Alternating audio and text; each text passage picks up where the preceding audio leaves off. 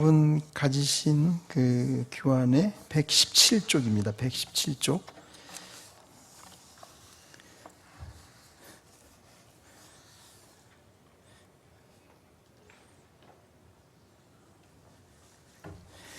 성경의 교리에 충실한 교회의 부흥인데요. 여기서 말하는 그 성경의 교리, 그러니까 우리가 보통 교리 그러면 이렇게 신조라든지 또는 신앙 고백에 나타나는 이렇게 명제화된 교리만을 이제 주로 많이 생각하는 경향이 있습니다. 근데 여기서 말하는 조직 신학에서 말하는 그런 좁은 의미의 교리라기보다는 성경의 가르침을 뜻하는 의미로, 이렇게 좀 넓은 의미로 그렇게 여기 이제 썼습니다. 우리가 교리와 부흥 그릴 때도 그 교리는 좀 넓은 의미로 이해하는 것이라고 볼 수 있습니다. 이제 제가 목회를 하면서 이제 들었던 그 고민 중에 하나가 뭐였냐면 이런 거였습니다. 그러니까 이렇게 성경만을 전해서 정말 목회가 될까? 그런 고민이었습니다. 왜냐하면 이렇게 선배 목사님들 가운데는 좀 심하지만 말이죠, 표현을 빌자면 그런 말씀하시는 분들이 계시더라고요. 그러니까 너무 신학이나 교리를 강조하면 목회는 안 된다, 그런 말씀하시는 분도 계시고, 그래서 이제 저는 정말 그런 건가 이런 생각도 들었고, 뭐 이제 그래서 혼자서 고민은 하여튼 내가 이제 교회를 개척했는데 정말 성경을 충실히 가르치고 전할 때 하나님께서 교회를 세워 가시는 걸까, 이런 이제 질문을 갖게 됐습니다. 이제 여러 해 전인데요. 그러니까 한 뭐 10년, 뭐 15년쯤 됐는지 모르겠네요. 제가 이제 상가에 있을 때인데 한 번은 이제 교회 설립 아마 몇 주년 됐을 때입니다. 그때 제가 교회 설립 몇 주년을 맞아서 그 예배를 드릴 때 동영상을 하나 이렇게 제작을 했어요. 뭐 동영상이라 봐요, 엉성한 건데 교인을 시켜가지고 교인이 찍고, 그때는 맞죠. 그때는 저 KBS PD 하던 분이 계셨어요, 저희 교회.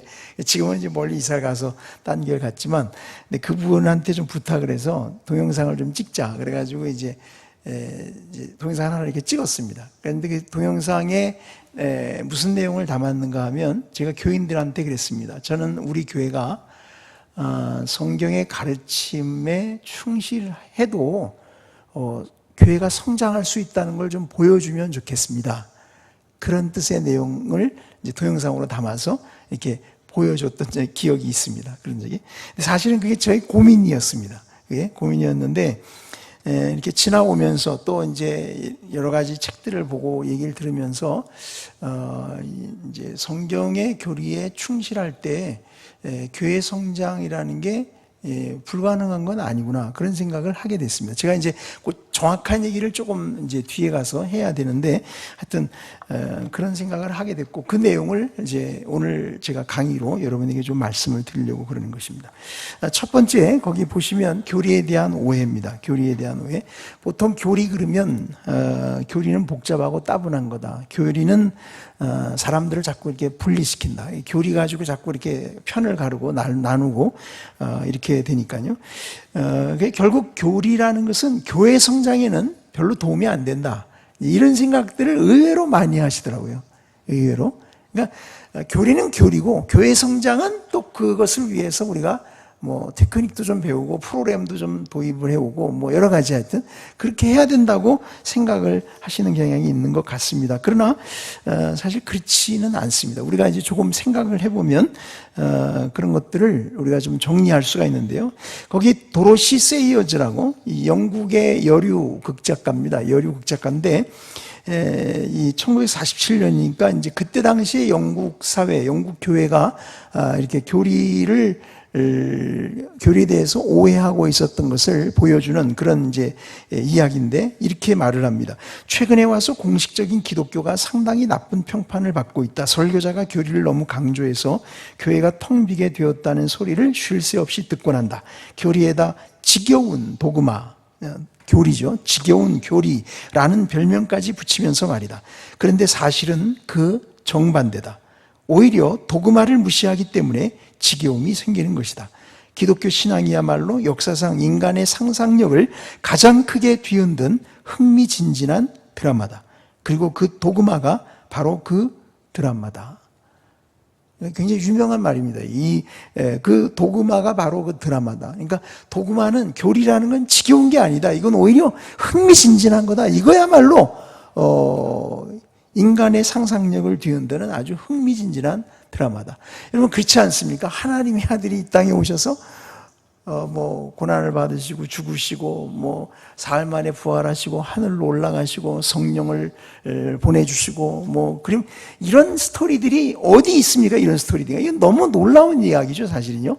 근데 이런 기독교의 교리를 우리는 좀 지루하다, 따분하다, 너무 딱딱하다, 이렇게 이런 식으로 오해하는 경향이 많은 거죠. 근데 사실은 그렇지 않다. 제가 이제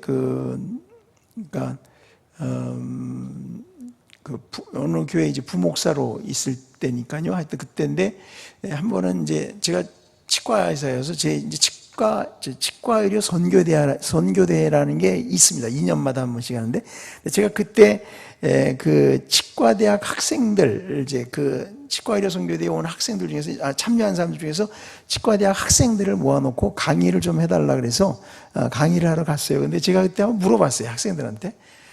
너희들 교리라는 게 좋은 거라고 생각하냐, 나쁜 거라고 생각하냐? 한번 손을 들어보라 그랬어요.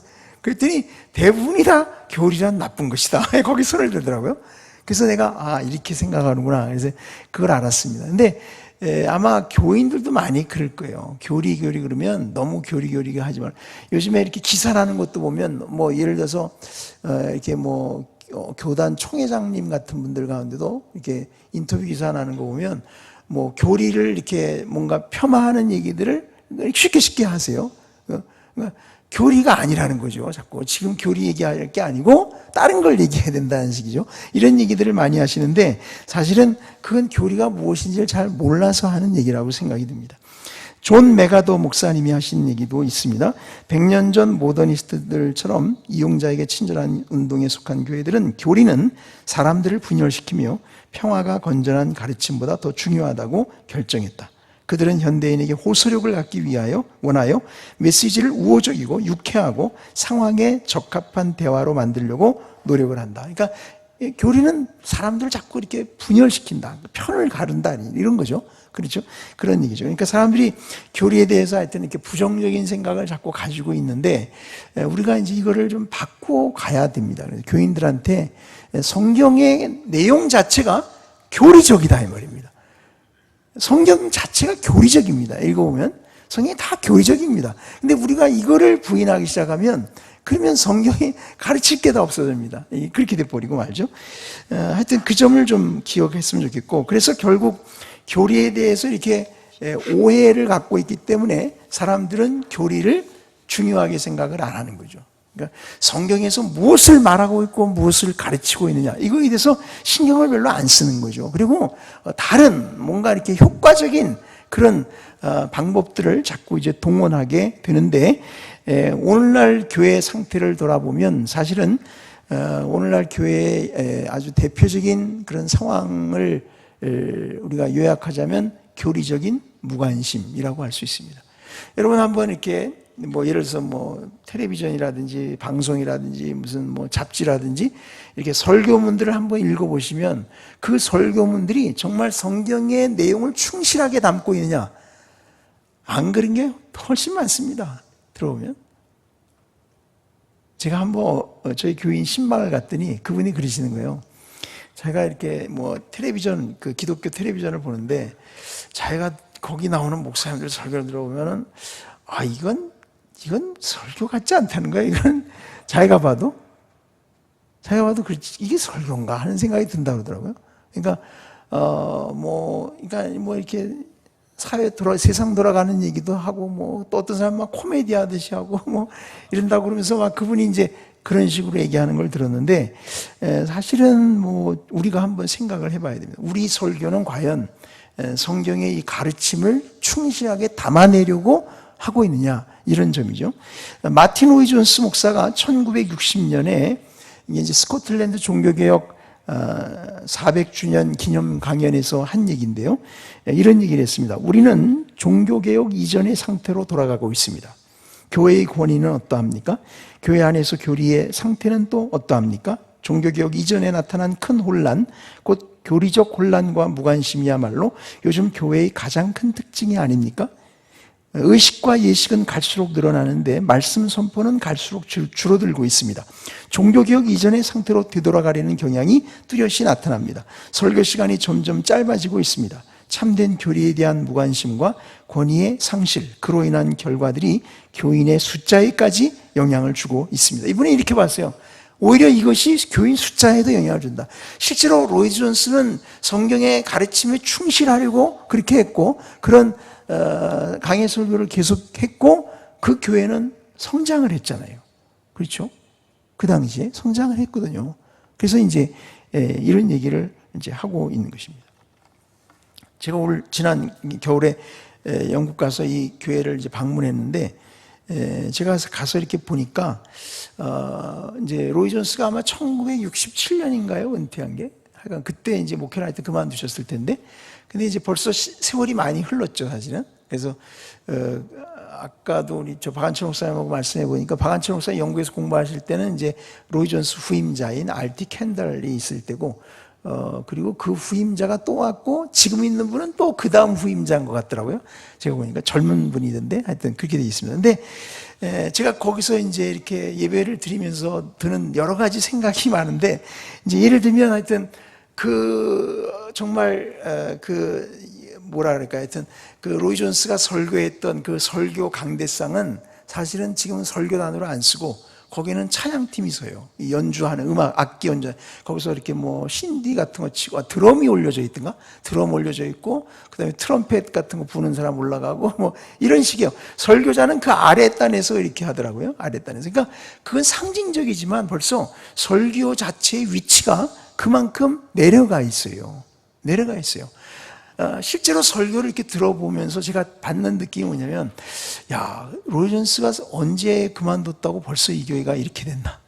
그러니까 별 내용은 없는 거죠. 그냥 우리가 보통 듣는 설교인데, 뭐 그냥 이렇게 굉장히 실용적이고, 이렇게 사람들의 현실적인 삶에 와닿는 이런 얘기만 하지, 성경은 별로 얘기를 안 하는 거예요. 성경 얘기를 별로 안 하는 거예요. 그런 거죠. 참 그렇게 되기가 쉽다, 그런 생각이 듭니다. 그렇게 되는 게 굉장히 쉽다. 그런 유명한 설교자가 있었던 교회도 불과 그게 얼마 안 간다, 그런 생각이 들었습니다.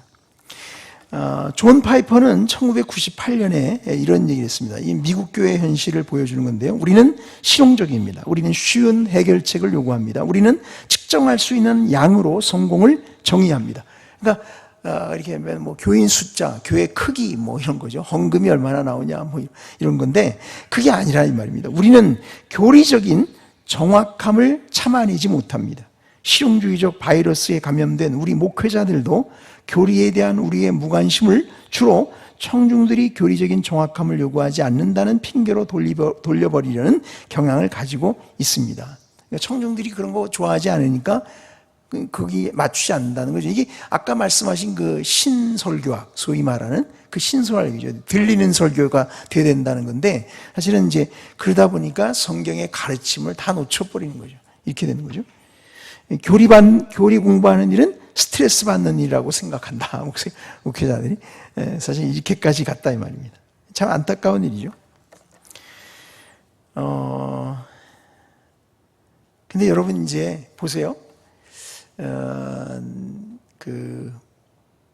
이제 미국에 얼마 전에 기사가 다 났습니다만, 빌 하이벨스, 윌로우 크릭을 이끌던 그분이 이제 갑자기 은퇴를 하게 됐잖아요. 땡겨서요. 근데 그렇게 된 이유가 결국은 뭐 교인과의 불륜 뭐 이런 거거든요. 그런 건데, 그렇게 된 건데, 그러니까 결국 얼마나 그 교회가 각광을 받았습니까? 그렇잖아요. 뭐 대단했죠, 사실. 저도 온누리교회 있을 때 거기 보내줘서 가서 봤었는데 진짜 어마어마합니다. 그 예배당이 어마어마합니다. 거기에 전 세계에서 막 5,000명씩 모여서 그 예배당을 꽉꽉 채우고, 그리고 그 강의를 듣고 그랬거든요. 그러던 교회인데 지금은 저렇게 몰락을 한 거예요. 그렇게 된 거예요. 근데 그분의 설교는 성경적이지 않죠. 실용적이죠. 철저히 실용적이죠. 프리차드라는 사람이 그 교회를 연구해서 박사학위 논문을 쓴 책이 있어요. 거기 보면 그 교회의 특징을 요약할 때 이 교회는 첫째로 실용주의적이다. 그렇게 써요. 실용주의적인 교회다, 이게. 그러니까 성경을 따라가지 않는 거죠. 그러다 보니 결국 교회는 그렇게 무너져 버리는 거예요. 도덕적으로 다 타락하고 무너져 버리는 거예요. 그런 거죠.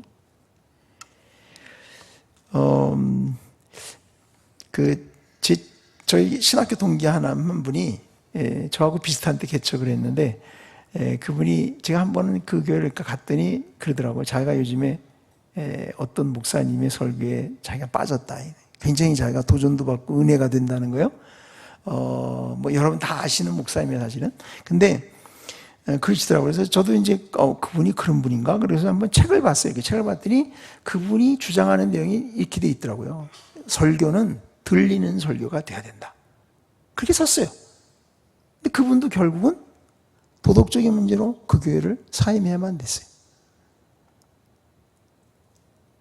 그러니까 예를 들어서 우리가 존 파이퍼나 뭐 마틴 로이 존스나 이런 사람들, 뭐 조나단 에드워즈는 말할 것도 없고, 이런 사람들이 스캔들이 없어요. 왜 없냐? 그들은 성경의 가르침에 충실했거든요. 메가더가 그 얘기를 했어요. 설교자들이 매주일 성경에 충실한 설교를 준비하다 보면 그 성경의 가르침 때문에 자기가 시험이나 유혹으로부터 보호받게 된다, 이 말이에요. 근데 그렇게 안 하면 자기 다 넘어가는 거죠. 이게 얼마나 중요합니까? 사실은 굉장히 중요한 이야기입니다. 그런 것입니다. 그러니까 사실 실용적인 설교를 하는 분들은 굉장히 위험한 거예요. 그분이 무슨 문제가 생길지, 어떤 시험과 유혹에 넘어갈지 알 수 없는 거예요. 그런 거예요. 그러나 우리가 성경에 충실한 설교를 하다 보면 그 가르침 때문에 자기가 보호를 받아요. 그것에 영향을 받거든요. 그렇게 돼야 합니다. 그러니까 성경의 가르침에 충실한 설교를 한다는 건 너무너무나 중요한 일이라고 할 수 있죠. 근데 한국 교회는 어떠냐? 한국 교회는 뭐 다르지 않습니다. 이게 제가 거기다 전에 이름을 좀 안 밝혔습니다. 이게 보세요. 장로교 대형교회 목사. 여러분 다 아시는 분들이에요, 이분들이. 사도행전 초반부를 읽다 보면 예배 순서나 교리, 신학적 언급이 없다. 2장 44절부터 47절까지 읽어보시면 알겠지만 여기에 교리가 어디 있냐? 교리 없지 않냐? 삶만 있지. 그 얘기입니다. 서로 떡을 떼고 부자는 더 베풀고 가난한 자는 감사함으로 받으면서 서로 나눠줬다. 공동체로 서로 사랑하는 것밖에 없다. 그러니까 이런 삶만 있지. 이런 삶만 있지. 여기 교리가 어디 있냐?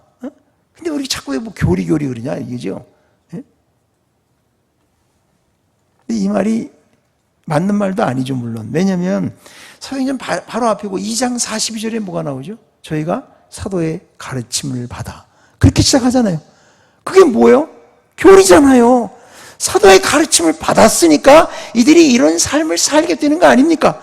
그런데 왜 거기 교리가 어디 있냐고 이런 소리나 하고 있어요. 제가 그걸 읽으면서 속으로 했죠. 개념이 없구나, 이 사람은. 개념 없는 목사네.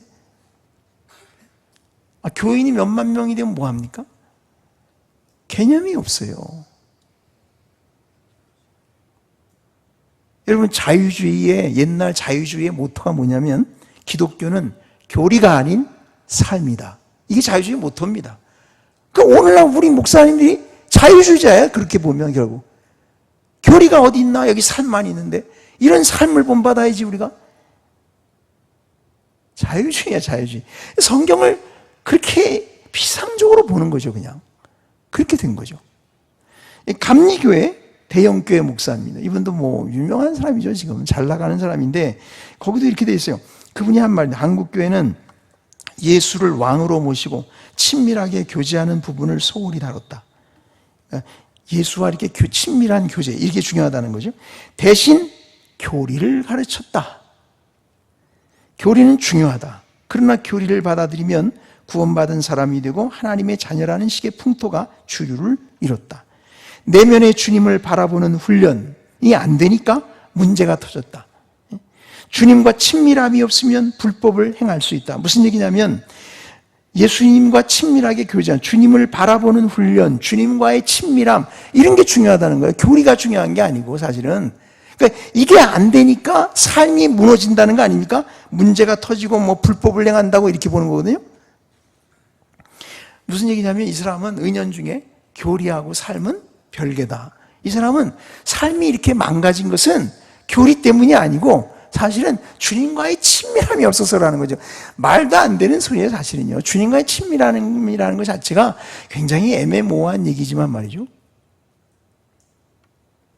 교리와 삶을 떼놓고 있는 거예요. 그렇게 된 거죠. 교리와 삶의 분리는 굉장히 심각한 일입니다, 이것은. 그렇게 되면 기독교인의 삶은 다 무너집니다. 그렇게 됩니다. 좀 이따 이제 나오니까 보세요. 그러니까 이런 게 우리들의 상태입니다. 우리는 알게 모르게 교회를 폄하하고 교리를 폄하하고 교리를 뭔가 이렇게 터부시하는 이런 경향을 자꾸 갖고 있는 거죠. 근데 교리의 목적이 무엇인가를 알면 우리는 이 교리의 중요성을 우리가 놓치지 않을 것입니다. 교리의 목적은 하나님과 그분의 영광을 아는 데 있습니다. 그러니까 교리라는 것은 성경의 가르침이지만 그게 이렇게 무슨 이론적인 지식을 주는 게 아니고 그것을 통해서 결국 그 교리의 실체가 되시는 하나님의 인격을 알아가는 거예요. 그런 거예요. 그걸 지금 얘기하고 있는 것입니다. 하나님을 아는 거죠. 그런 거죠. 거기 마틴 로이 존스의 글을 제가 좀 길게 일부러 인용을 좀 했는데 한번 좀 보시죠, 잠깐. 예. 정통적이면서도 죽어 있을 수 있습니다. 어째서 그렇습니까? 여러분이 교리에서만 머물고 어떤 정의를 하는 데서만 머물고 교리의 목적은 그 교리 자체에 있는 것이 아님을 인식하지 못했기 때문에. 그러니까 교리는 교리 아는 거, 교리 공부하는 거, 이게 끝이 아니라 이게. 그게 목적이 아닌 거예요. 그런 게 아니에요. 교리는 다만 그 인격을 알게 하고 이해하게 하고 그 인격과 교제하게 우리를 인도해 주는 구실을 합니다. 그러니까 교리를 제대로 알아야 하나님과의 교제도 되는 거예요. 말하자면 그렇게 되는 거예요. 그러나 우리는 교리에 대해서 설교하는 것과 교리적으로 설교하는 것 사이의 차이를 기억해야 됩니다. 이 두 가지를 우리가 구분해야 된다는 거죠. 그래서 우리는 교리 설교 그러면 보통 교리에 대해서 설교하는 걸 말합니다. 이 많은 분들이 이걸 문의해요. 교리 설교. 근데 교리에 대해서 설교하는 거라고 생각하죠. 그래서 어떤 교회 가보면 뭐 수요일 날 웨스트민스터 신앙 고백서 쭉 시리즈로 설교하는 데도 있고 뭐 어떤 교회는 또 뭐 칼빈의 기독교 강해를 시리즈로 설교하는 데도 있고 뭐 어떤 분은 조직신학의 그 주제들을 쫙 이렇게 설교로 해서는 여러 가지 있는데 그게 교리 설교가 아니라는 거죠. 이분이 말할 때는. 예? 그건 교리에 대해서 설교하는 거고 여기 이분이 말하고 싶은 건 교리적으로 설교하라는 거예요. 교리적으로 설교해라. 제가 이 말을 하는 뜻은 순전히 이지적이고 기계적인 방식으로 교리를 설교할 수 있다는 말입니다.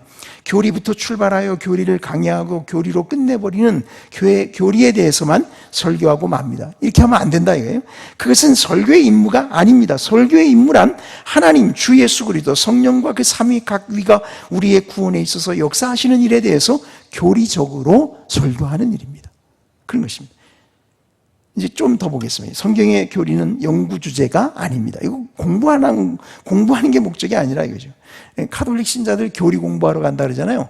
우리 그런 거 하려고 그러는 게 아니에요. 그걸 통해서 우리는 하나님을 알려고 그러는 거예요. 하나님을 아는 거예요. 교리를 알아서 우쭐대기 위한 게 아니라 교리를 자꾸 교리 알다 보면 이게 지식이 많아지죠. 그죠? 머리가 커지고 그냥 이게 자가 뭔가 아는 것 같고 이렇게 되죠. 우쭐해지죠. 그렇게 되죠.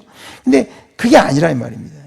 여기 뭐라 하냐면 경배와 찬양을 하며 하나님께 더 가까이 다가가기 위해 교리를 알고 싶어야 합니다. 다시 말하면 교리를 제대로 배우면 하나님을 예배하는 자가 되어야 된다는 거죠.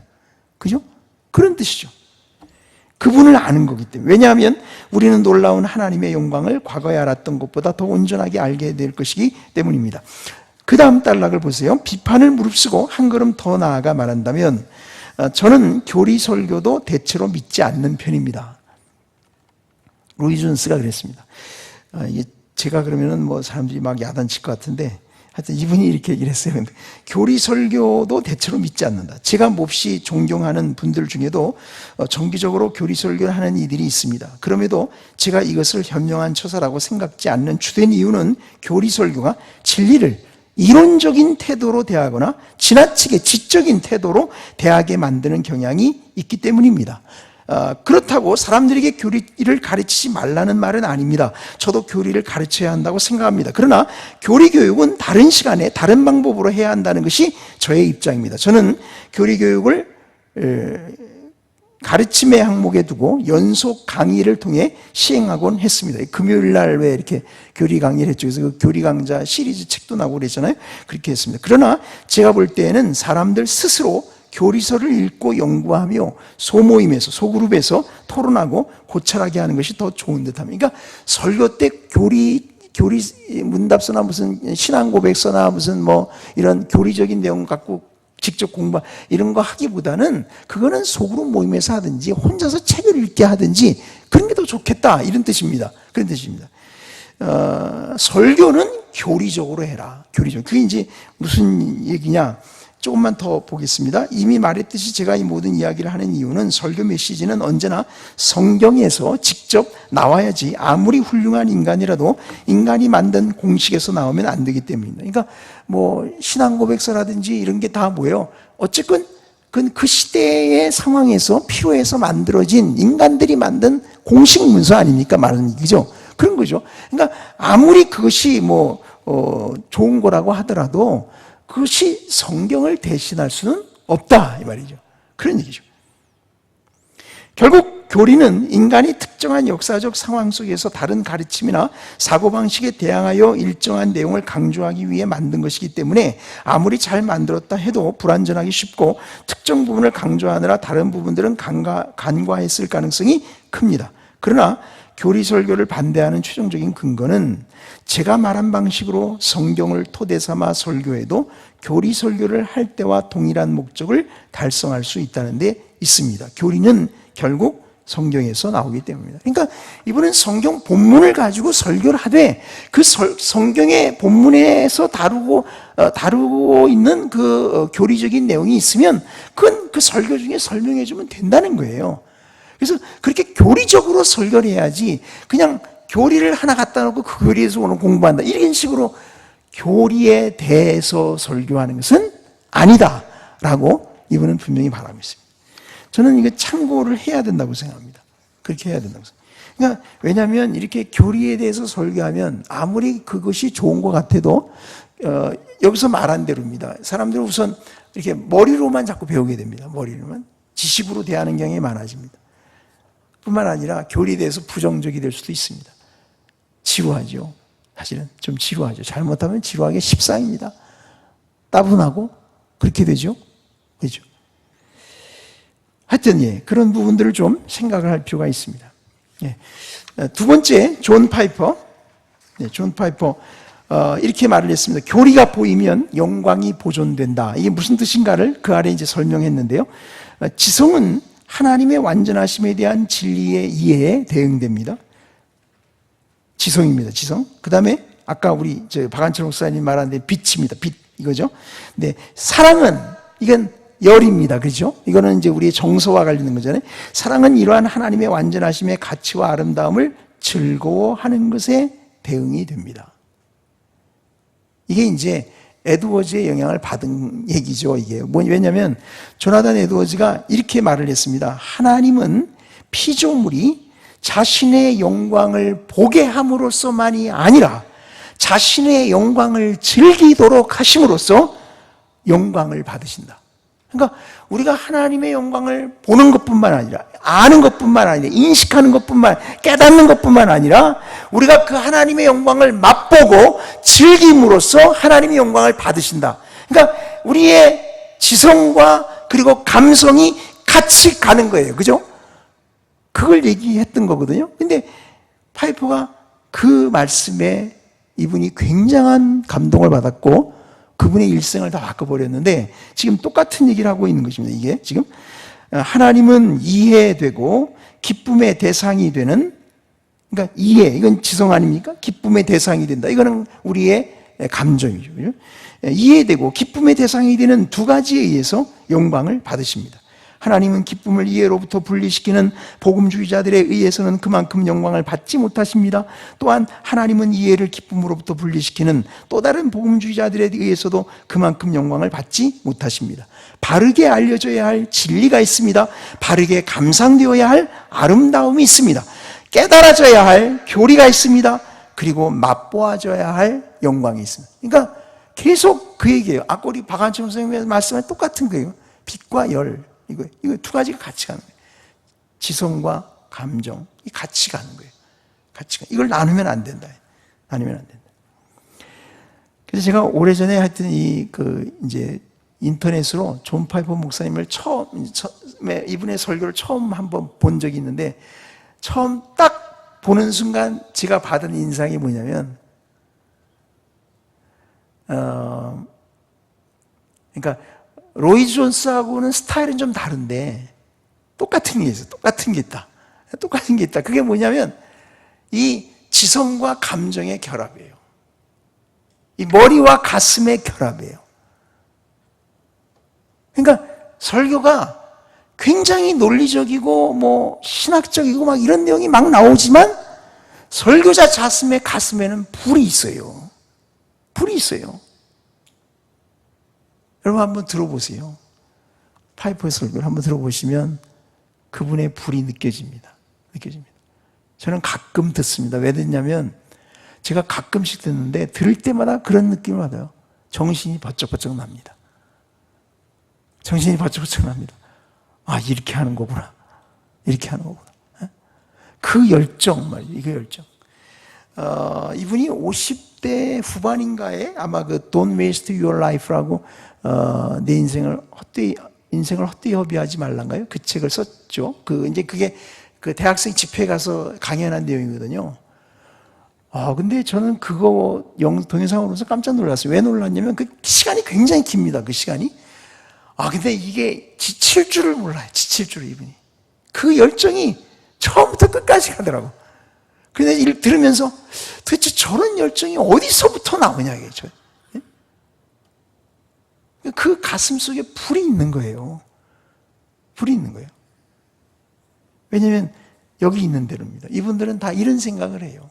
하나님은 우리가 머리로 알아서만 영광을 받는 게 아니고 우리가 가슴으로 즐거워하, 가슴으로 그분을 뜨겁게 사랑하게 되고 이름으로써 영광을 받으시는, 이 머리와 가슴이 같이 가는 거예요. 그러니까 설교가 강력해질 수밖에 없겠죠. 그렇죠?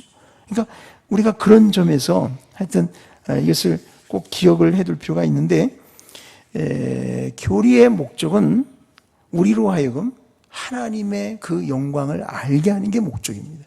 그러니까 교리가 목적이 아닌 거죠. 그러니까 우리는 설교 중에 교리적인 내용을 설명하고 다루더라도 결국 그것을 통해서 하나님을 알게 하고 성도들로 하여금 하나님을 사랑하도록 만들어가는 게 목적이라, 이런 말입니다. 그냥 머리로 이해하고 공부했다, 이게 아닙니다. 교리 공부가 아니죠. 사실은 그런 게 아니죠. 그것을 우리 꼭 기억을 해야 될 것입니다. 네 번째, 교리와 삶인데요, 이 둘은 하나여서 절대로 분리되면 안 된다. 교리와 삶은 분리되면 안 된다. 이걸 분리시키는 사람들이 자꾸 있고, 오늘날 이걸 자꾸 분리시키거든요. 그래서 삶은 중요하지 교리가 중요한 게 아니라, 이 소리 하는 사람이 의외로 많습니다. 여러분, 굉장히 많아요. 기사에 심심치 않게 그런 얘기들이 뜨는데, 목사님들이 그 얘기를 하니까 너무나 안타까운 거예요. 예? 삶이 중요하지, 예? 교리는 중요한 게 아니라는 거죠. 도로시 세이어즈, 아까 그 여류극 작가인데 이렇게 말했어요. 그런데 기독교 도그마가 삶과 상관이 없다면 도대체 무엇과 상관이 있는 것일까? 아니, 종교적 도그마란 것이 전 인생과 우주의 본질에 관한 교리들의 진술이 아니고 무엇인가? 이 삶과 관련 있는 거 아니냐, 이 말이죠. 만일 목사가 교리는 신학자들의 지적인 논리에 불과한 것이라고 삶과 아무 관련이 없다고 정말 믿는다면 교인들이 무식하고 따분해하고 혼란스러워하는 것은 전혀 놀랄 일이 아니다. 그러니까 계속 삶에 대해서만 얘기해요. 이렇게 해라, 저렇게 해라, 이거 하지 말라, 자꾸 그렇게 얘기하는데 교리는 없어. 그러니 성도들이 무식해지는 거죠. 그러면서 성도들은 이 교리에 대해서는 굉장히 멀어지는 것입니다. 교리에 대해서 굉장히 부정적이 될 수밖에 없는 거예요. 근데 성경을 보면 성경에서 말하는 크리스찬의 삶이라는 것은 기독교 교리에서 나오는 것입니다. 그렇죠? 그렇지 않으면 그건 크리스찬의 삶이 아니라는 것이 그 마틴 로이 존스의 주장이에요. 이분이 이걸 굉장히 강조했죠. 제가 대표적인 거를 하나 거기다 적어드렸는데 한번 보세요. 2번 마틴 로이 존스. 그리스도인의 삶은 교리적입니다. 그것은 불가피합니다. 그리스도인의 삶은 믿음과 행위, 믿음과 실제로 구성되어 있습니다. 두 요점은 전혀 분리될 수 없습니다. 그 두 요점을 서로 나누어서도 안 돼요. 그래서 우리가 잘 아는 대로 바울 서신은 대부분 대체로 다 구성이 앞부분에는 교리, 뒷부분에는 삶에 대한 적용이죠. 그렇게 돼 있잖아요. 다 그렇게 돼 있잖아요. 그게 기독교거든요. 또 뭐 우리가 보통 말하는 예를 들어서 기독교는 앞에는 먼저 이게 뭐죠? 서술이 나오고 뒤에는 명령이 나오고 그렇죠? 그 두 가지가 결합이 돼 있죠. 먼저 교리를 설명해 주고 그러므로 너희는 이렇게 살아라. 이게 기독교거든요. 근데 우리가 앞에 부분을 빼놓고 무조건 이래라 저래라 그러니까 이게 참 힘든 거예요. 교인들도 힘들 거예요. 그러면 아니 교리가 없는데 이건 모르는데 자꾸 이렇게 살아라 저렇게 살아라 하니 부담만 생기는 거죠. 그렇게 되는 거죠. 조금 더 읽겠습니다. 다른 말로 해서 그리스도인의 삶 전체는 우리가 믿는 것의 결과입니다. 교리와 삶을 분리하는 것처럼 비성경적이고 영혼에게 있어서 더 위험한 것은 제가 볼 때 없습니다. 신약은 교리는 문제가 아니다. 문제되는 것은 삶뿐이다. 라고 말하는 이게 자유주의자들 얘기죠. 이러한 태도에 대해서는 전혀 인정하지 않습니다. 그 이유는 이러합니다. 만일 여러분의 삶과 삶의 양태가 교리에서 나온 것이 아니라면 그것은 그리스도인의 삶이 아닙니다. 그리스도인의 삶이 아닌 다른 것입니다. 여러분은 그리스도인이 아니고서도 선하고 도덕적인 삶을 영위할 수 있습니다. 그리스도인이 아니고서도 상당한 선을 행할 수 있습니다. 그리스도인이 아니라도 매우 이상주의적인 사람일 수 있습니다. 그러므로 그리스도인의 고유한 특징은 그리스도인의 모든 행동이 직접적으로 그의 교리, 그의 믿음과 관련되어 있다는 것입니다. 그러니까 이제 에드워즈 설교도 그래서 앞부분에는 언제나 이 본문에서 끌어낸 그 교리적인 내용을 이렇게 설명하고 또 발전시키고 이러는 아주 내용이 설교의 중심을 차지하는데 그런 부분들을 우리들이 잘 배울 필요가 있다고 생각이 됩니다. 세 번째, 존 메가도입니다. 교리는 신학 교수들의 전유물이 아니다. 기독교인들 모두는 건전한 교리를 이해하는 데 관심을 기울여야 한다. 적절하게 이해된 교리는 결코 단순한 학문적 추구의 대상으로 전락될 수는 없다. 그것은 하나님이 성경을 통해서 우리에게 말씀하고 계신 것을 구별하고 분류해내는 규칙으로서 우리로 하여금 그분을 영화롭게 하는 삶을 살 수 있도록 한다. 교리는 행동을 조절하고 강요하는 신앙 체계를 형성한다. 과연 이보다 더 실제적인 것 아니 더 중요한 것이 있을까? 왜냐하면 교리라는 것은 삶을 결정하기 때문에, 그죠? 그러니까 우리가 그리스도인다운 삶을 살려면 이 그리스도인으로서의 배워야 할 교리가 분명히 있어야 된다는 거예요. 이걸 모르면 그리스도인다운 삶은 나오지 않는다. 이런 얘기죠. 그러니까 우리가 말하면 뭐 조엘 오스틴이라든지 뭐 그런 사람들 많잖아요. 아까 빌 아이벨스 같은 사람도 마찬가지고. 그러니까 이런 분들을 경계하는 이유가 뭐냐면 그건 교리가 없어요. 그리고는 바로 삶이에요. 그런 거죠. 그러니까 그 삶도 기독교적인 삶이 아닌 거죠. 그렇게 되는 거죠. 이 세미 펠라기안 같은 좀 그런 것들이 굉장히 많고 하여튼 그렇습니다. 다섯 번째, 교리와 개혁. 진정한 개혁은 교리의 재발견에서부터 출발을 합니다. 마틴 루터가 했던 유명한 말이에요. 이게 이제 그 롤란드 베인턴이라는 유명한 교회사가가 쓴 그 종교개혁사 책에 보면 이 얘기가 나오거든요. 루터의 첫 외침은 선언에 대한 견책이 아니었다. 배 타는 선언. 그가 반대한 것은 배였다. 그는 말했다. 다른 사람들은 삶을 공격했다. 나는 교리를 공격했다.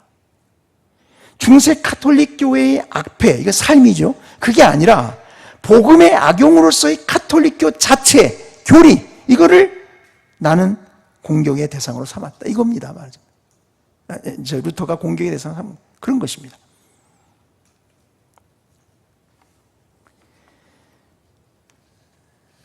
그러니까 마틴 루터 종교개혁사를 뭐 우리 목사님 다 아시겠지만 종교개혁이 일어날 당시에는 뭐 그 전에도 종교개혁 운동이 있었잖아요. 그런 종교개혁 그 이전에도 그런 개혁하고자 하는 운동들이 있었고 또 카톨릭 안에서도 또 이제 개혁하는 운동들이 있었고 그랬죠. 그런데 그런 모든 것들과 루터의 종교개혁의 차이점이 뭐냐면 다른 개혁 운동들은 다 삶을 개혁하려고 했던 거예요.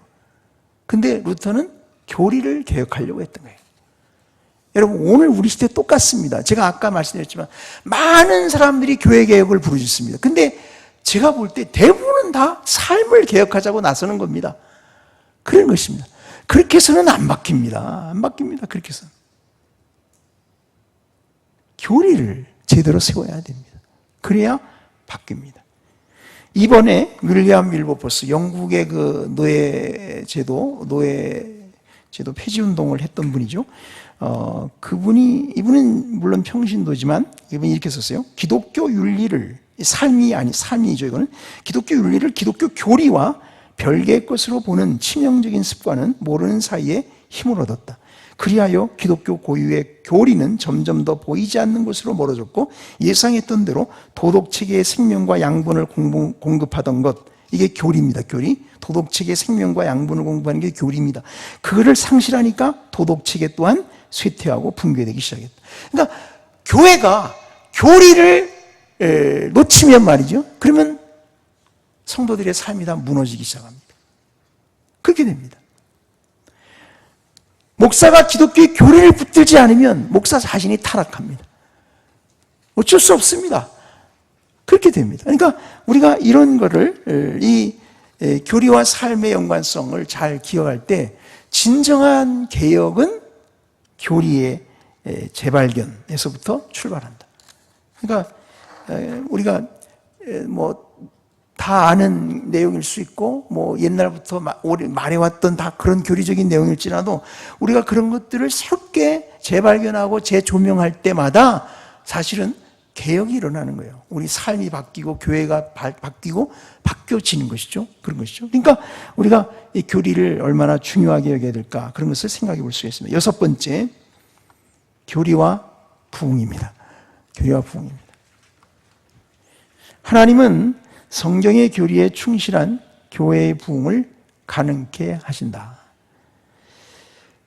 이 말을 잘못 이해하시면 안 됩니다. 무슨 말이냐면 내가 성경의 교리를 충실하게 가르치기만 하면 당연히 부흥은 일어난다. 그건 아닙니다. 그건 모릅니다. 답은 모릅니다. 그러나 하나님은 그런 가운데 부흥을 주실 수 있습니다. 그게 답입니다, 사실은. 그렇게 됩니다.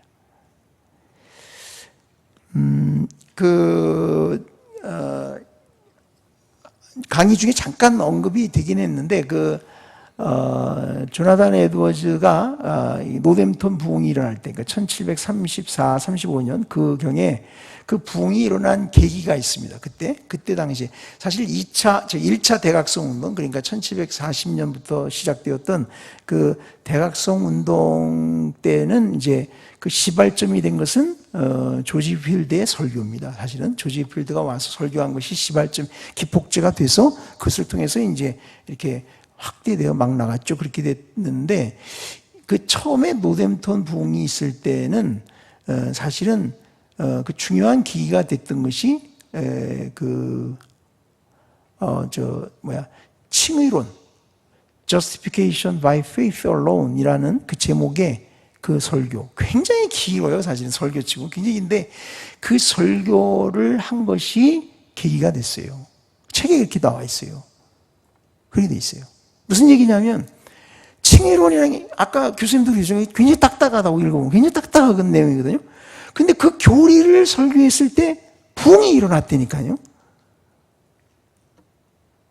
교리와 부흥이 무관한 게 아니라 우리가 성경 하나님의 말씀에 들어있는 그 교리들을 제대로 발견해내고 그것을 우리가 설교하면 그것이 성도들의 삶의 교회에 부흥을 가져올 수 있다. 이런 생각을 우리가 해야 합니다. 그렇게 해야 됩니다. 존 파이프 한 말 한번 보십시오. 이분이 그레이션 메이첸에 대한 강의를 할 때 이런 얘기를 했어요. 우리가 그분에게서 배울 수 있는 교훈이 몇 가지가 있는데 그 중에 하나가 이런 거랍니다. 메이츠는 우리 시대의 교리적 무관심주의에 대해 그리고 공리주의적인 사고는 성공의 유일한 소망이며, 그러니까 말하자면 뭐 이렇게 실용적으로 나가는 거죠. 이런 걸 일종의 그런 건데, 소망이며 교리를 설교하거나 가르치는 일은 실패의 지름길이라는 생각을 우리가 거의 당연하게 받아들인다는 사실에 대해 경종을 울린다.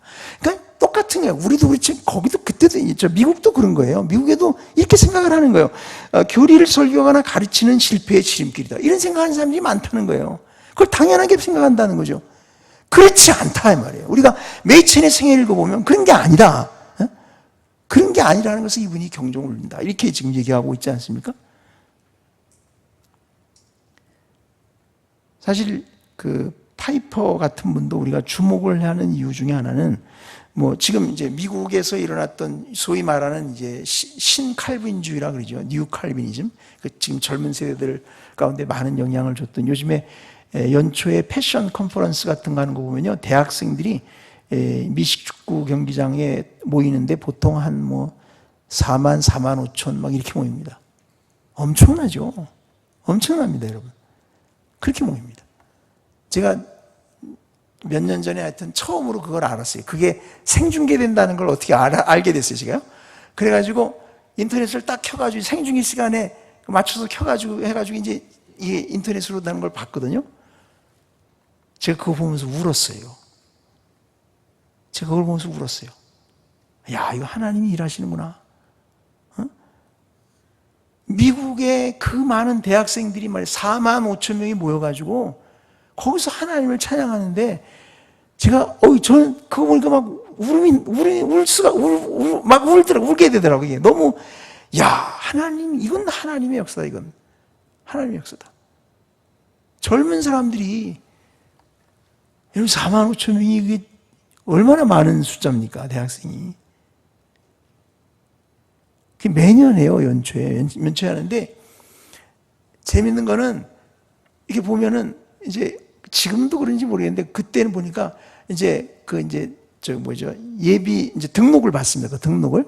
뭐, 해외에서도 아마 많이 갈 거예요, 거기. 등록을 하는데, 이렇게 들어가 봤더니, 어느 날 들어가니까 벌써 빨간 글씨로 sold out. 다 팔렸다, 매진. 이렇게 나오는 거예요. 그러니, 야, 이게 참 놀라운 일이다, 놀라운 일이다. 근데 이제 그 운동의 사실 주도적으로, 주도적이네. 하여튼 그 운동에서 이렇게 하나님께 대표적으로 사용된 사람이 바로 존 파이퍼예요. 그분이 그게 몇 년도인지 지금 기억이 안 나는데, 하여튼 비교적 오래 전인데, 한 20년쯤은 거의 됐겠네요. 그 전쯤에, 그 컨퍼런스에서, 아까 제가 말씀드린, 헛되이 내 인생을 허비하지 말란가요? Don't waste your life라는 제목의 그 설교를 하게 되는데, 그때 거기 있었던 청년들이 은혜를 많이 경험했어요. 그리고 그 현장에 있었던 사람들이 글이 가끔 올라옵니다. 지금도 올라옵니다. 근데 분명히 그때 제가 보니까, 그때 말하자면 뭐 이런 대각성 같은 건 아니지만 그때 부흥이 있었어요. 네? 거기 있었던 사람들이 뭔가 성령께서 우리 가운데 역사하고 있다는 걸 사람들이 느꼈어요. 그때 젊은이들이 많이 변했어요. 그랬어요.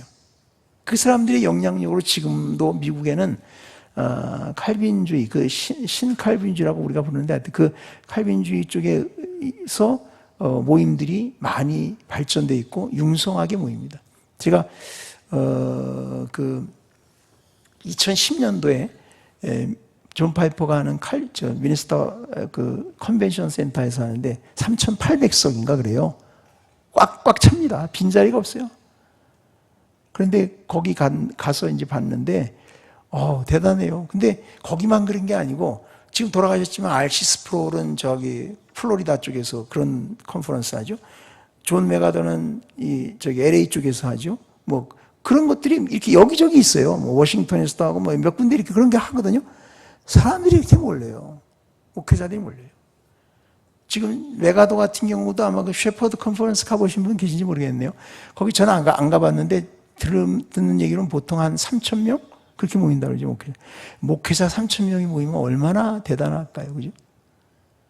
그 T4G 컨퍼런스라는 게 있는데 Together for Gospel이란 타이틀로 모이는 게 있습니다. 그 남침내 신학교 지금 총장으로 있는 알버트 몰로와 마크 디버 무슨 뭐 그런 친구들 몇 사람이 네 사람의 친구 그다음에 리건 덩컨이라고 리폼드 신학교인가요 지금 거기 분이 하여튼 거기 총장 뭐 이런 사람하고 뭐 이렇게 몇 사람 네 사람 정도가 친구들인데 그 사람들이 그거를 만들어서 하거든요.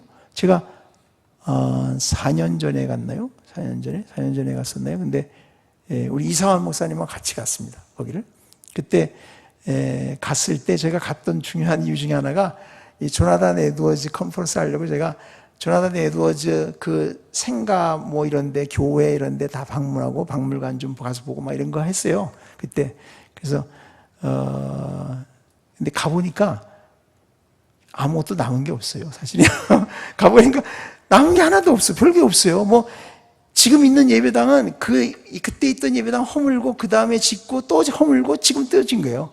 그게 무슨 상관이에요? 거기 안에 들어가니까 예배당 벽 안에 이렇게 에드워드 흉상만 이렇게 새겨져 있고 저 부조 하나 만들어 놓은 거 있고 예배당 현관 앞에 옛날 예배당 앞에 있던 흙이 그 마당을 퍼온 거래요. 이렇게 반달 모양으로 요만한 거 그거 갖다 이렇게 해놨더라고요. 이게 옛날 예배당 터에서 가져온 거라고.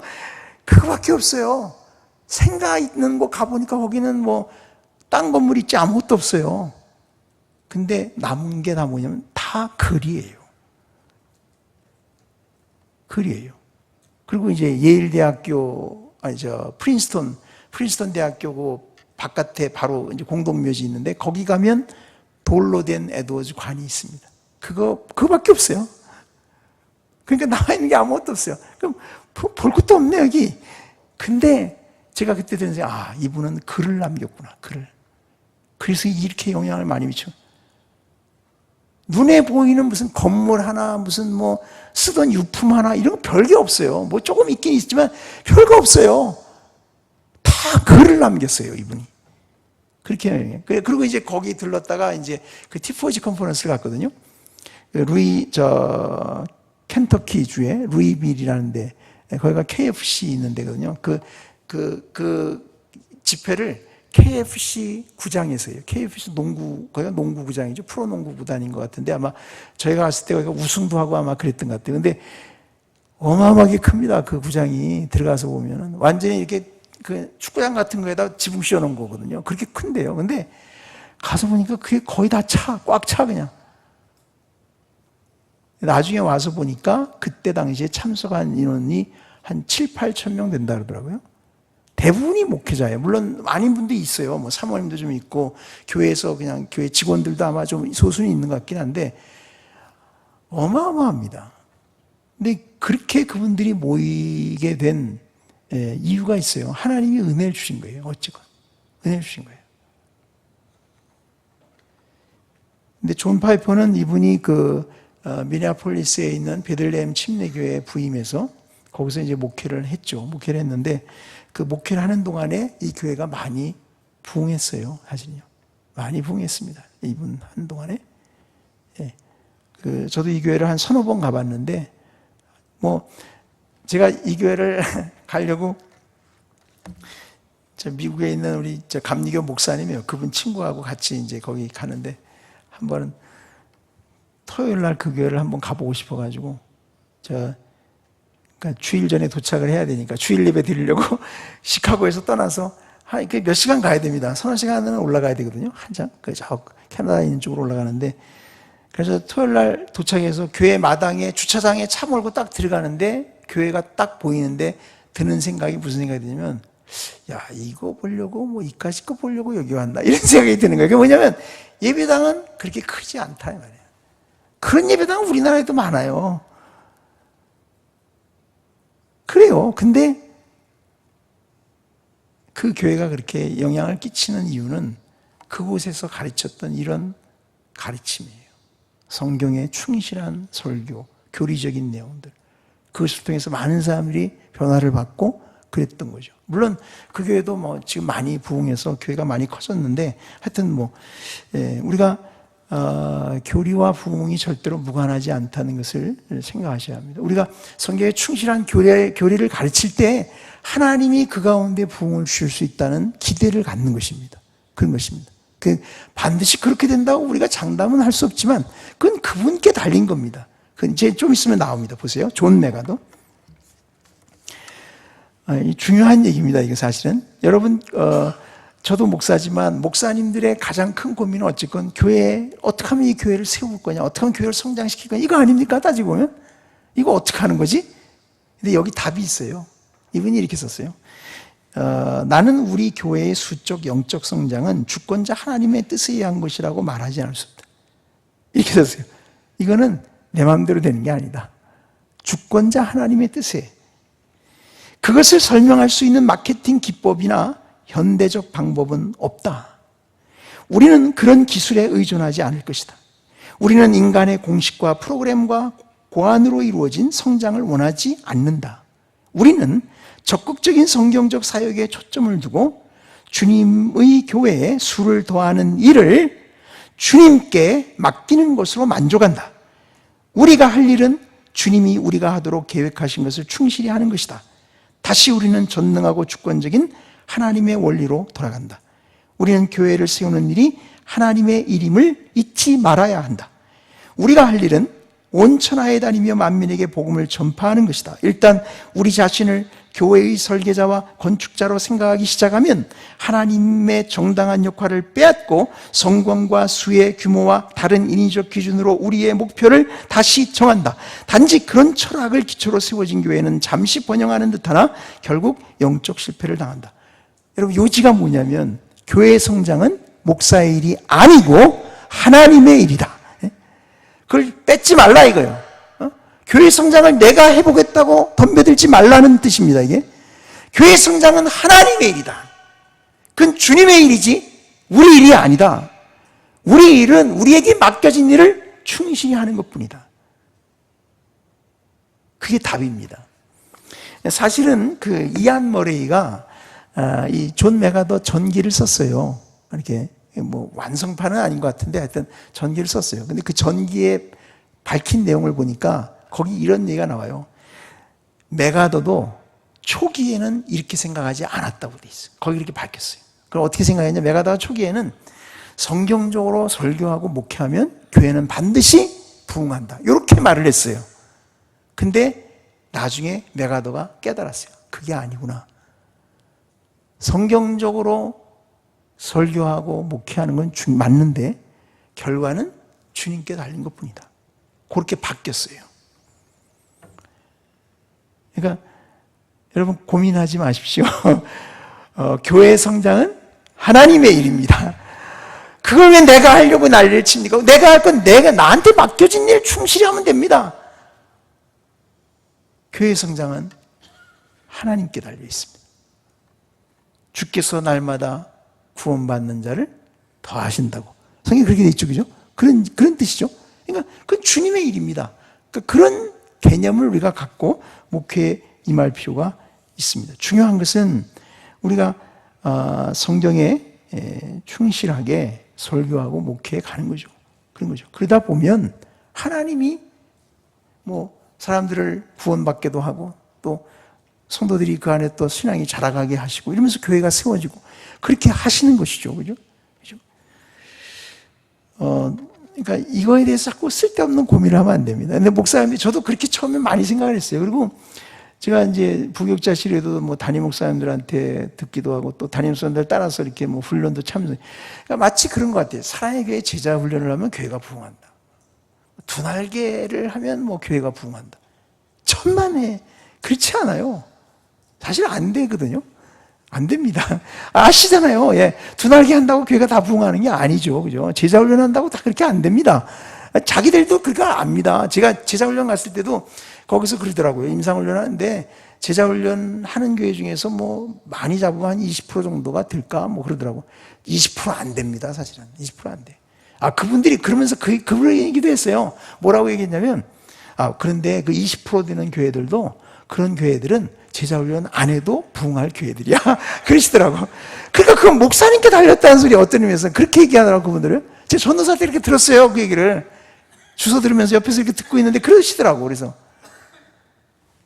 안 돼요. 그렇게 안 돼요. 그건 하나님의 일입니다. 그러니까 이 성경적입니다. 성경적입니다. 여러분 그 고린도전서 한번 보시죠. 3장. 고린도전서 3장 5절.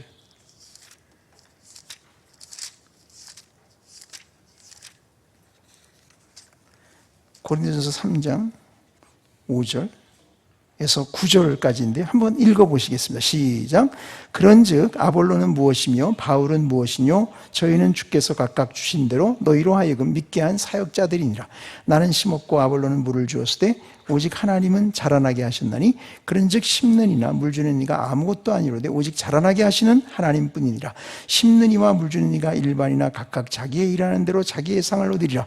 우리는 하나님의 동역자들이요 너희는 하나님의 밭이요 하나님의 집이니라 그랬습니다. 근데 여기서 이 중요한 것은 제가 데이비드 웰스가 이걸 가지고 얘기한 건데 거기 여러분 잘 보시면 6절과 7절을 잘 보시면 말이죠. 바울이 여기서 강조하는 게 뭐냐면 이거죠. 똑같은 말을 두 번 하잖아요. 오직 하나님은 자라나게 하셨나니. 7절에도 오직 자라나게 하시는 하나님뿐이니라. 그러니까 교회가 자라는 건 뭐예요?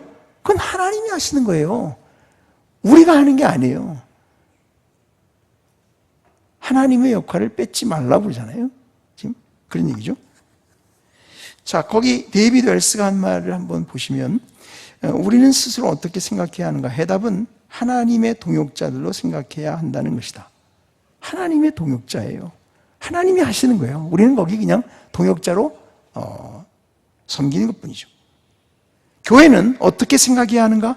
교회는 하나님의 창조물이고 하나님의 밭이요 하나님의 집이니라 뭐 이렇게 돼 있죠. 그러니까 이건 하나님의 창조물이에요. 오직 하나님만이 자라게 할 수 있기 때문이다. 하나님은 성품과 순종의 면에서 질적인 성장을 이루시고 수적인 면에서 양적인 성장을 도모하신다. 우리는 이 두 번째 진리가 초대교회 당시에 어떻게 이루어졌는지를 다음과 같은 본문을 통해 알게 된다. 주께서 구원받는 사람을 날마다 더하게 하신다. 그러니까 예루살렘 교회가 어떻게 성장했냐? 주님이 하셨다. 그게 맞는 답이죠. 그죠? 그렇죠? 하나님이 하셨다. 또 교회의 성장과 양육과 훈련을 도모하기 위해 일을 주시는 분도 바로 주님이라고 바울은 말하고. 그러니까 교회 성장의 모든 일은 사실은 주님이 하시는, 하나님이 하시는 거지 우리가 하는 게 아니다. 그러니까 우리 목회자들은 교회 성장의 짐을 내려놓으셔야 됩니다. 그건 사실 내려놓으셔야 돼요. 그건 하나님께 맡기셔야 됩니다. 그건 하나님께 맡기고 우리에게 주어진 우리의 사명에 우리는 집중하셔야 돼요. 열심히 설교 준비해서 설교하고 그리고 성도들 부지런히 신방하고 목회하고 그렇게 해야 됩니다. 그러다가 보면 하나님 부흥을 주시겠죠. 교회도 성장하게 해주시겠죠. 그건 언제 어떻게 될지 알 수 없습니다. 그러나 하나님이 하십니다. 근데 우리가 우리 역할을 성실히 안 하면 이건 어렵습니다. 그러면 어려운 거예요. 이게 어려운 거죠. 그 메가도 교회 또 가보면 교회가 어마어마하거든요. 어마어마합니다. 그 교회 성장사를 읽어보면 참 놀랍습니다. 이분이 그 교회 부임할 당시에 한 300~400명 정도 되는 교회였다고 그러죠. 아마 그랬던 것 같은데. 근데 그때 조그만 이렇게 뭐 예배당이 있었어요. 근데 교인이 늘어나니까 어떻게 옆에다가 이렇게 체육관만한 걸 이렇게 하나를 조그맣게 더 큰 걸 좀 줬어요. 이렇게 해서.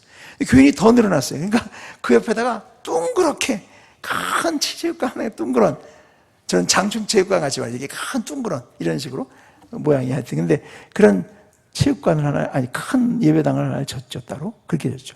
그래서 그 교회가 교인이 많을 때는 10,000명이 넘었다고 그래요. 10,000명이. 실제 출석하는 숫자가. 근데 제가 그 교회를 98, 9년 정도 갔는데 그때 제가 안내하는 그 분한테 한번 물어봤어요. 여기 출석이 몇 명이나, 어른들 출석이 몇 명이나 되시냐 그랬더니 그 안내하는 분이 그랬다. 8,000명이라고 그러더라고요. 8,000명. 8,000명이 적은 수입니까? 어마어마한 수죠. 미국 예배당 또 의자도 우리하고 좀 달라서 극장식 같은 의자들이 이게 넓어서 이게 8천석이면 어마어마합니다. 하여튼. 하여튼 뭐 그렇습니다. 그런데 그분은 그렇게 생각했어요.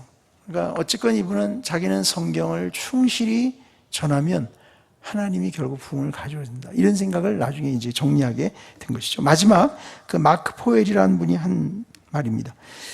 세 구절은 그 사도행전 6장 7절, 12장 24절, 19장 24절을 말합니다. 세 구절은 특별히 말씀의 성장을 말하고 있는데 그 말씀의 성장 안에 교회의 성장이 있는 것으로 보인다. 사도행전 6장 7절을 한번 보실까요? 거기 사도행전 6장 7절.